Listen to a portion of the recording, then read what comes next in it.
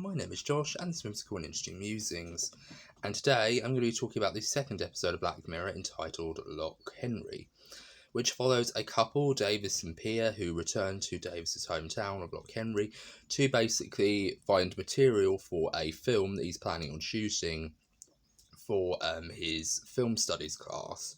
So he goes to visit his mum, he goes to visit his friends at the local pub, and through their investigations and through their old acquaintances, they find out about the myth and the legend of Ian Adair, who is a man who supposedly kidnapped tourists and he chained them up in his basement and basically endured torture, made them endure torture and all kinds of horrific sex acts as well.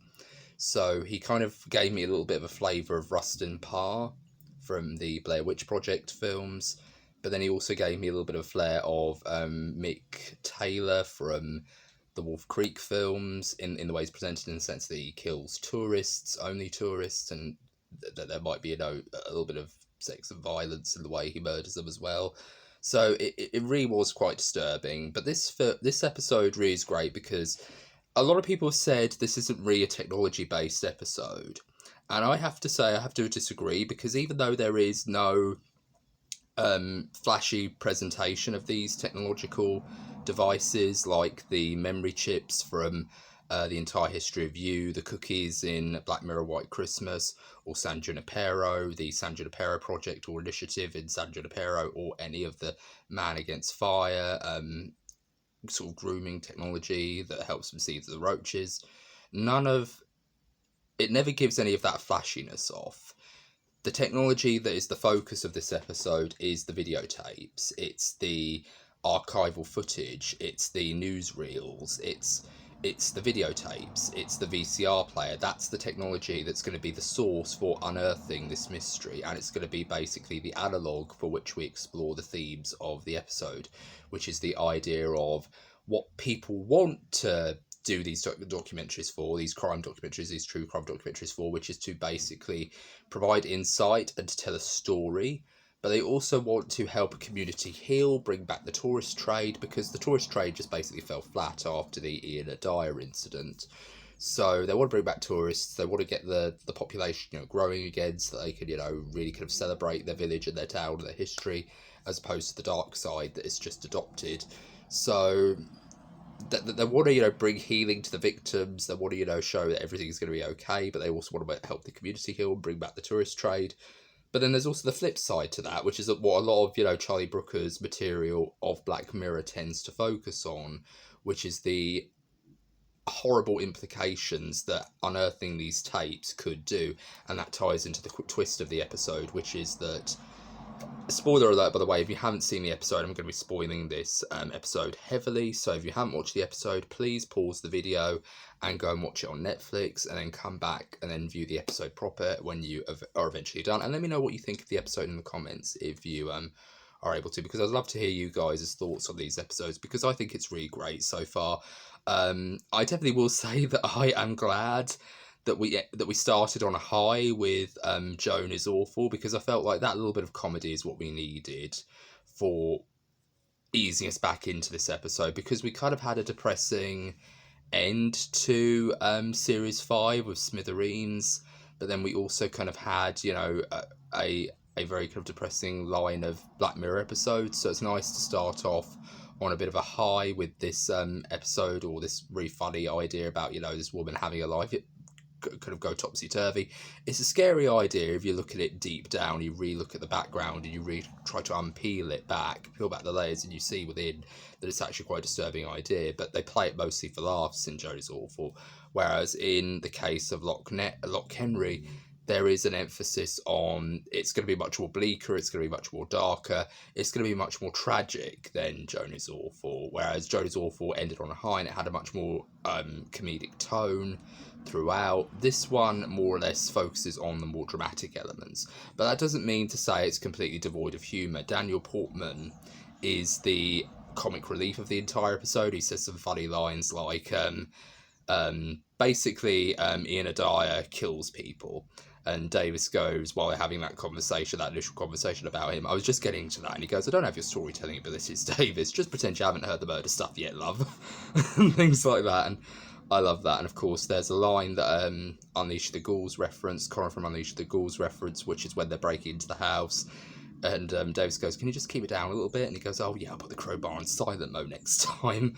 So there's little bits of humour that Daniel Portman's character gives. I can't remember his name for the life of me, so I do apologise. And let me know in the comments what his name is. And I just really loved this episode. It was really twisted. It was very bleak, and I kind of loved it. I really did. It was really bleak. And like I said, the technology, the VCR and the videotapes are basically the technology of the episode. They help, carry the story along. And then editing together this piece of filmmaking history is basically the initial selling point, the thematic selling point of the episode. And it basically is Shai Brooker's way of diving into the real psychology behind why we are fascinated by true crime, why we are fascinated by true crime documentaries, whether it's done from the point of view of a documentary or a dramatization or a docuseries.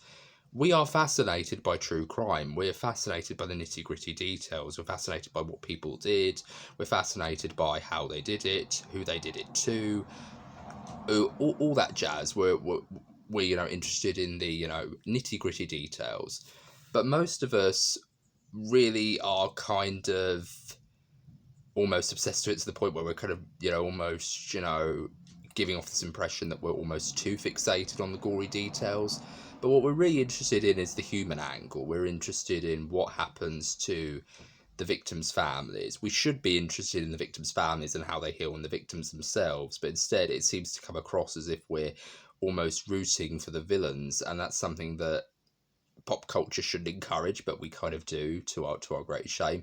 And in some cases, if it's a fictional character like Michael Myers or Jason Voorhees or Freddy or even Pinhead or Chucky, it's fine because it's a horror film, it's a fictional universe. It makes sense that we kind of get excited over these characters.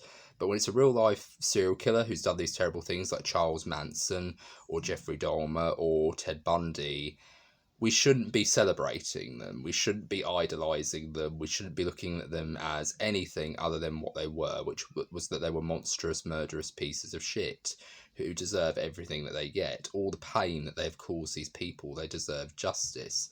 That's the whole entire angle. And if anything, we should look at the cases of Dahmer and Bundy and all these other serial killers here and thereabouts as more of a cautionary tale on what we were like as a society back then, where we didn't like to talk about very difficult psychological questions in regards to mental health or anything like that, or anything to do with their background or how they were raised. And we can try to make it better as a society. We can try to get inside the heads of these people who have these issues and try to help them and try to make them feel that you don't have to do this. You don't have to feel like you're alone or you're lost. Because part of me likes to think, I've always entertained this in certain aspects of life, that if these people hadn't gone down the roads that they did and they weren't raised in the societies that they were raised in, would they have been better people if they were raised in like today's world, or people were more open to addressing issues that people had, or that there were better systems of healthcare, there was better systems of protection in regards to children's safety, or in regards to connecting people with their families, all these other things. Like, there's all these sorts of different things, there's all sorts of what ifs that come into these scenarios. And it's kind of the same thing with this in Loch Henry. Sorry to bring it back full circle. It's what are the ethical questions that comes from making shows like Loch Henry, The Truth Will Out? Is it going to do some good in the sense that it's going to bring back, some closure to the victims, or is it going to create more problems than it is going to solve? And to a certain extent, it does a bit of both, because, like I said, it's spoiler alert, so this is your final warning for the spoilers. Go back, pause the video, go back and watch it, and then come back and give me your thoughts in the comments, or we can share the, talk about this entire episode. To me, I think it's really kind of an interesting topic to talk about. So it does a little bit of both, because the twist of the episode is that whilst Pia is looking through the footage, she finds over this taped over detective series that Davis's mum liked to watch, there's actual footage revealing that Davis's father and his mother were actually involved in the murder of these couples, along with Ian Adair. And it's really kind of heartbreaking to watch because, of course, you're thinking of Davis and what this is going to do to him, but then you're also kind of thinking to yourself, they've kept this for so many years. And when it's revealed that, his dad was a police officer and he got shot trying to, apprehend Ian Adair, he shot himself because he wanted to remove himself from the crime scene. So you really do get this impression that there is, a much more deeper corruption, there's a much more deeper chain of corruption in this entire story. So on the one hand, the documentary does a very good job of kind of shedding light and bringing closure to the victims and their families. But in many ways, it opens more wounds, and of course, it brings back the tourist trade. A lot of tourists go to the pub at the end, and they're very happy to, know that the show is winning an award. But on the downside, Pia is dead, and Davis's mother is dead, and she's provided many more material for his documentary, and Davis is destroyed. And he slips into alcoholism. He goes back to his room after the award show, and he just helps himself to a bottle of champagne that he has all by himself and no one to polish it off with him. And he just kind of he slips into the same role that John Hannah's character slips into, where he just kind of starts to succumb to alcoholism. But the problem is that no one wants to talk to them. No one wants to talk to them. No one wants to gauge how they feel. It's more like, the sympathetic hand on the shoulder is all just for show when the cameras are on. But when the cameras are off, it's like they can go off and do whatever the hell they want. They can drink themselves into an early grave. They can jump themselves out a window. It doesn't matter as long as we get the chance to, win awards and get a lot of attention, a lot of viewing figures on Netflix. It doesn't really matter. So it really kind of shines a light on the hypocrisy of these particular channels. That they're interested in is a paycheck. There's nothing in this that makes us feel that, they want to, set the record straight, or they want to tell another character's story.